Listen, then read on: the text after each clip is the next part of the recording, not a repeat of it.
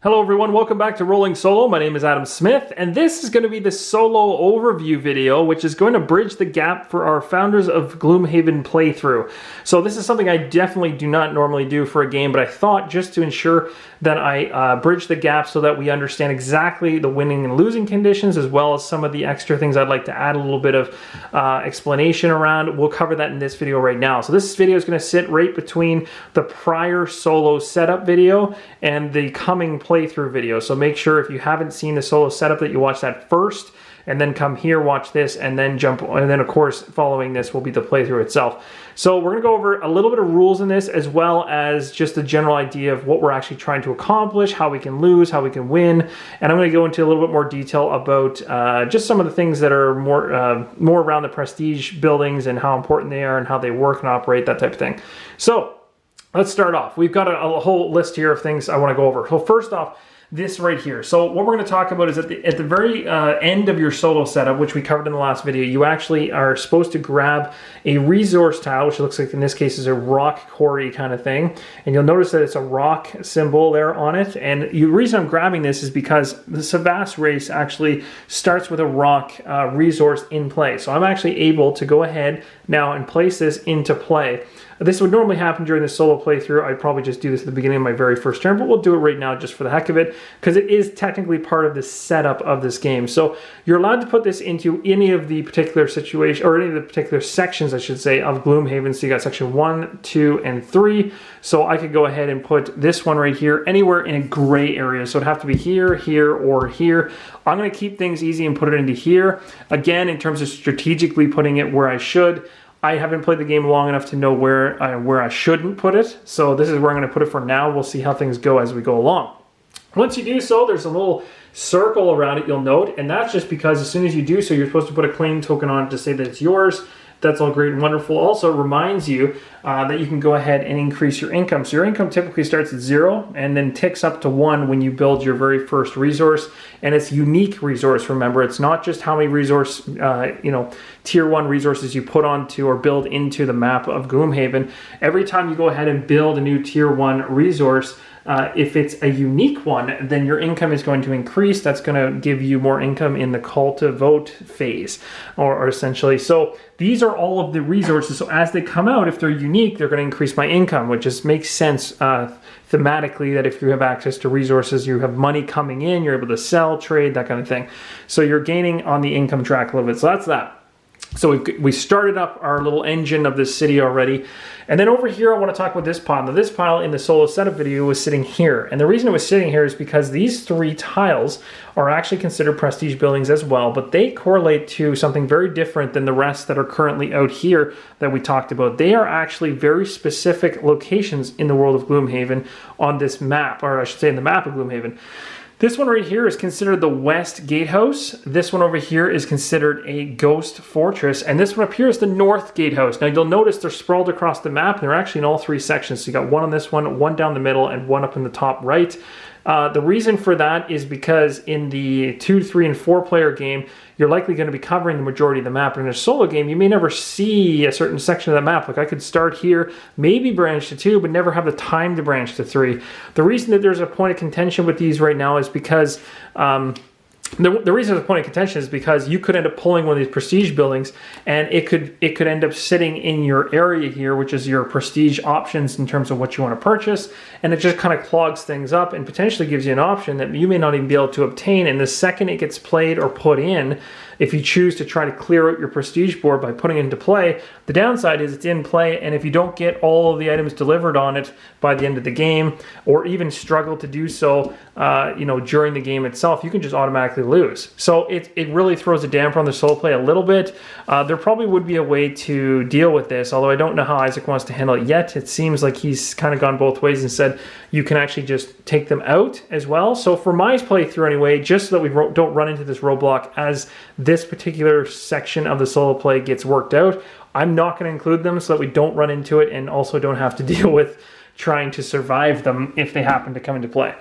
But in the final version, it could be very possible that he finds a mechanic that works and allows them to still be in play, but not harm the solo play side of things as badly.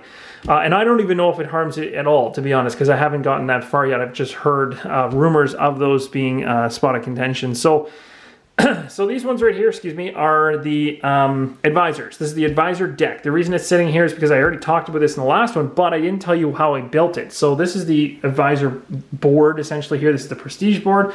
We're talking about the advisor deck, which correlates right here. This replenishes all the advisors as we buy them.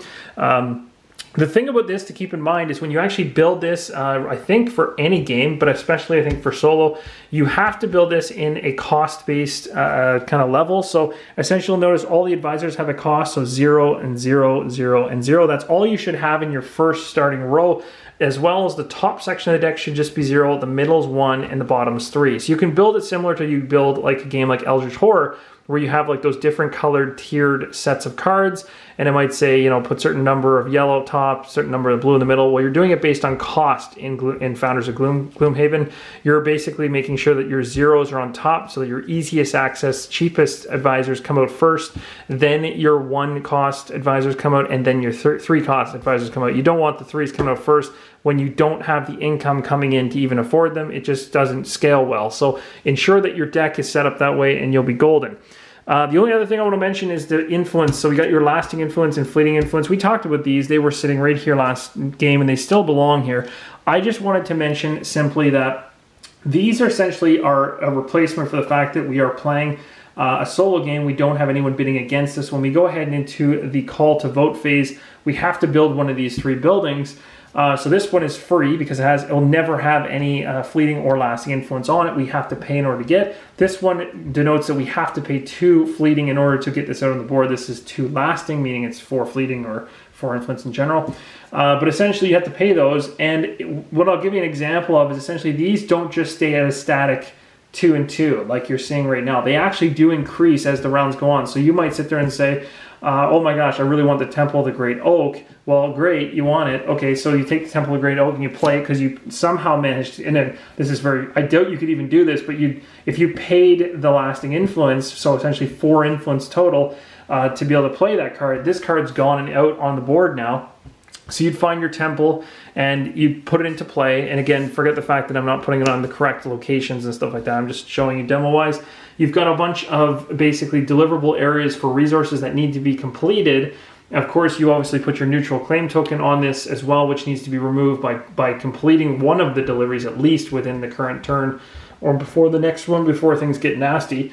But essentially, the reason I mention this is because if you happen to eventually complete a prestige building and you end up replacing this and getting all 4 of these things delivered, so you've got all these resources connected to this location, so in other words, you have other locations built around that provide these resources to this prestige building, then what gets a little bit wild is that as soon as it's got it all delivered, it's considered a complete building, and when that happens, it automatically increases these 2 positions. So you'll have another lasting influence coming here, another fleeting influence coming here, as it progressively scales as you go along. So you're gonna have to keep in mind that that's gonna get a little bit crazy as you go. So it's good sometimes to find places that yes, you can deliver to, that yes, will give you points, but you're gonna have to, you have to be smart about what you pick and choose to build, and you do have options when you come to this prestige board anyway. So that's going to be a kind of a fun balance and mechanic built into the solo play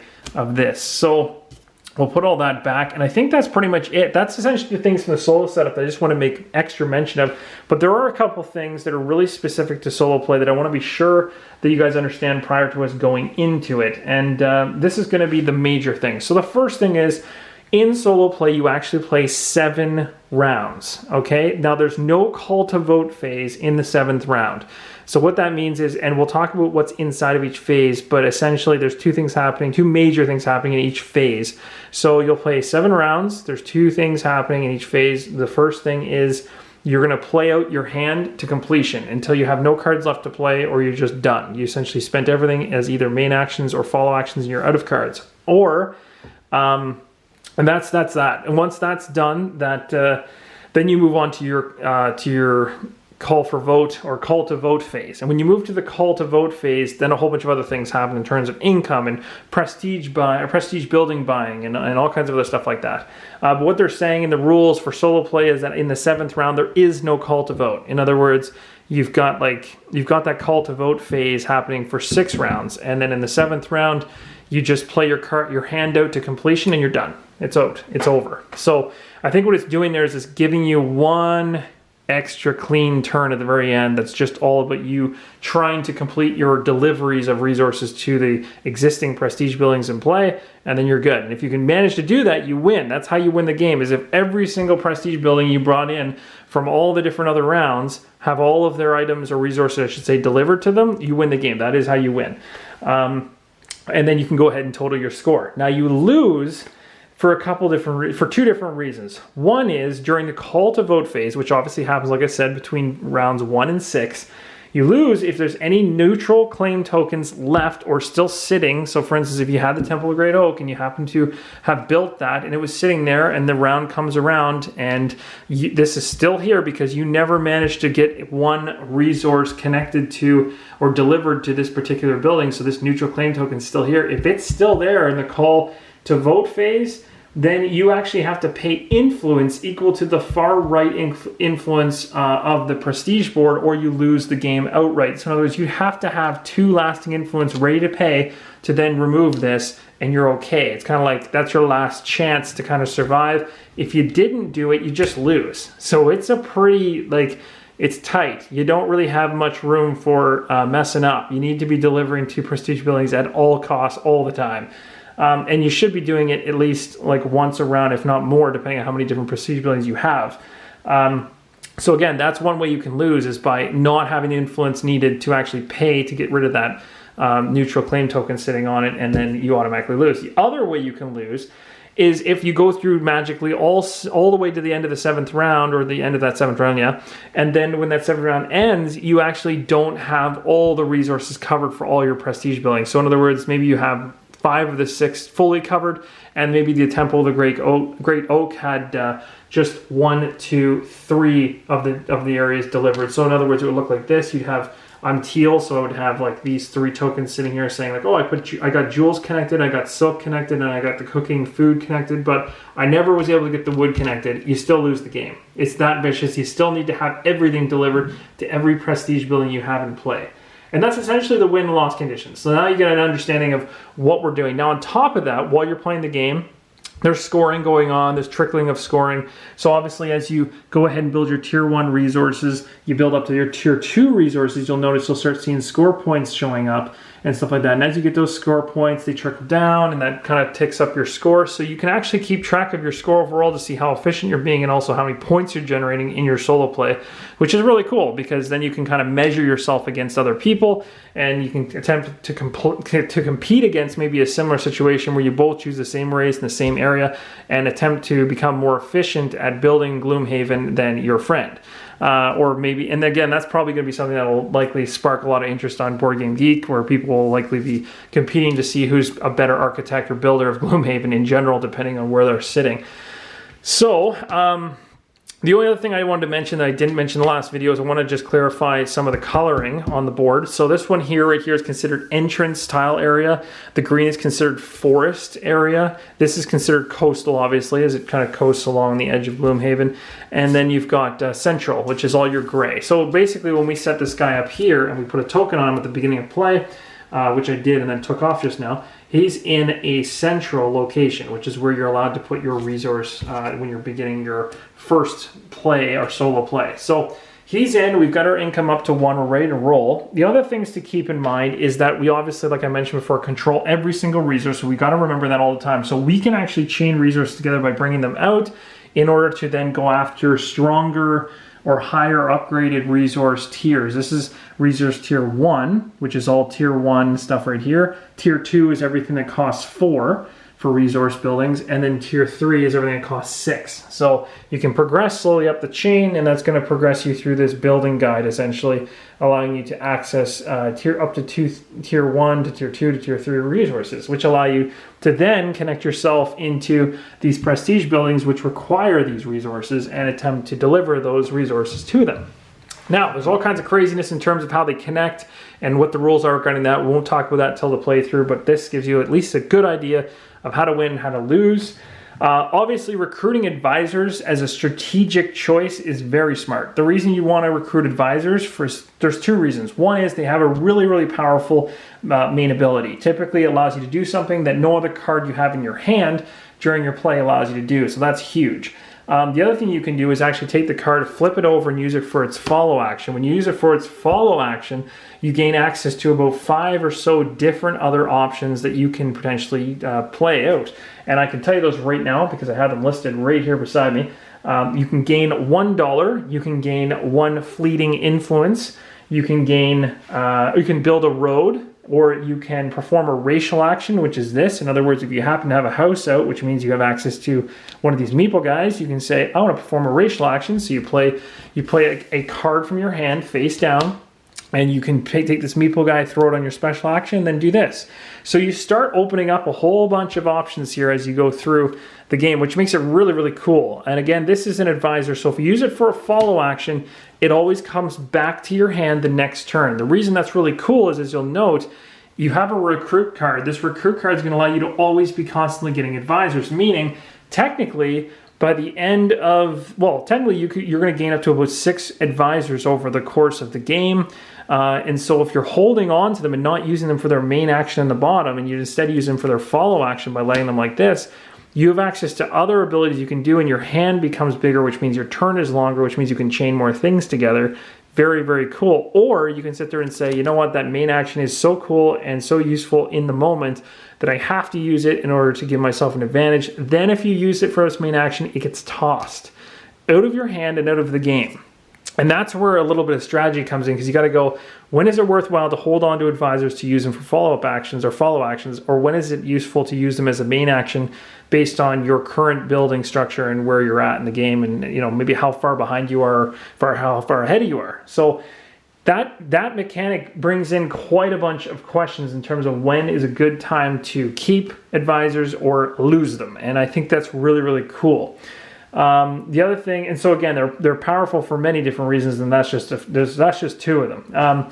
The influence tokens on buildings automate the bidding process of the multiplayer game. So as we talked about, that's basically your way of having multiple players in the game. So you can't just go ahead and build whichever one suits your fancy the easiest, because otherwise you sit there and say, oh, whichever one is the easiest one. Okay, the Temple of the Great One, that sounds great. But right now for me, that's going to cost me 2 lasting influence, and I don't even have that. So that mechanic stops that type of thing in solo play.